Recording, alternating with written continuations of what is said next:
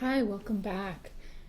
We're going to continue with the second half of the do file. The first half went over unweighted indicators and standard errors and the confidence intervals that are generated by those errors.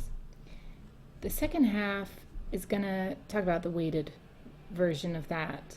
And we want to specifically weight based on survey data, which relies on three things: the strata, the weighting, and the clustering. I'll go into a little more detail on each of those. But first, just follow along with me, if you will.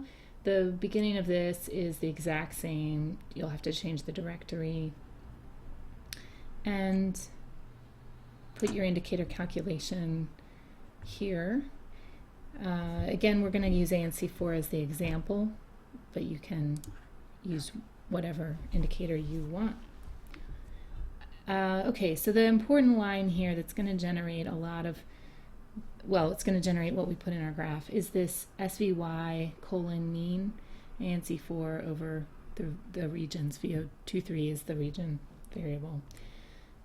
And let's talk about SVY and what it's doing. It's weighting the data with the understanding that it's survey data.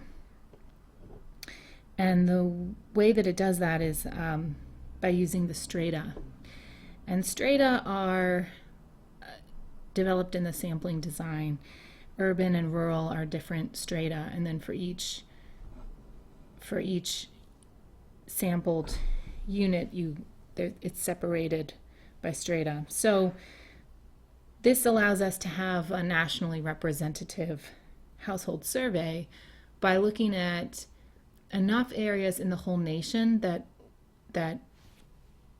experts feel we can say something about the whole nation. So what we would not want is to just sample a few areas, a few convenient regions, and then say that that's national, because it wouldn't be all of Tanzania.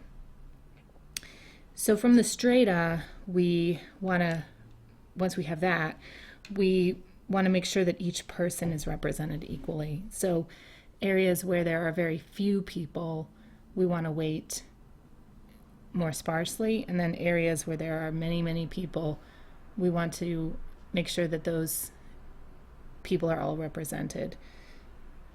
And then the third thing, clustering, is taking into account the fact that some people are more likely to share characteristics than others.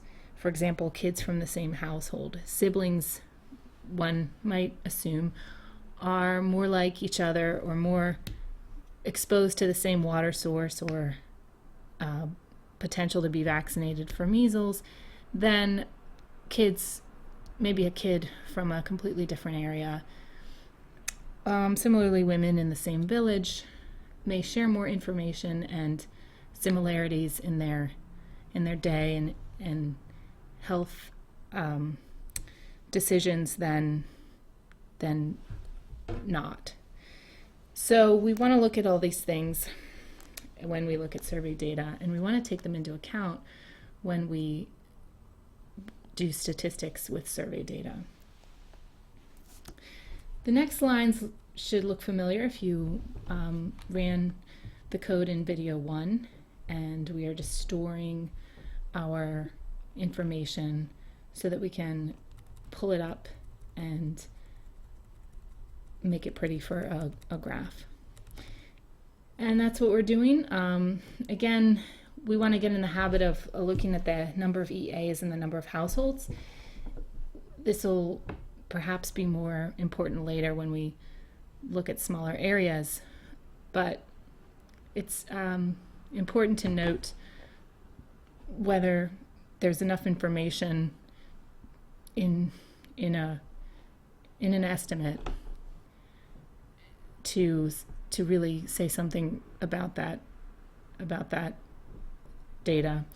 For example, if you have if you have an EA of 1, it's not containing as much data as a larger EA would.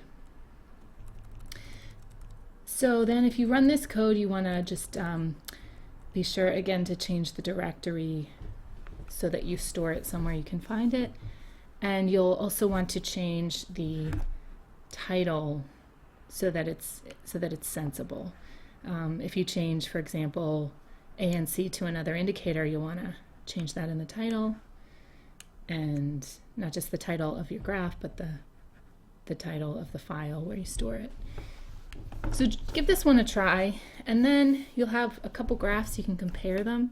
You can see how the errors look different or the same, and we can start to talk about that in another video, what we can say about our data once we have these graphs. So to go over main points, as we mentioned in the first video, the mean treats every household in the survey as the same. And you can make some statements about that. But if you're using survey data, you also want to acknowledge the fact that we have strata, weighting, and clustering to take into account, and we have statistical methods that we can use to handle those things, which give slightly different estimates and errors and confidence intervals. Okay, thank you.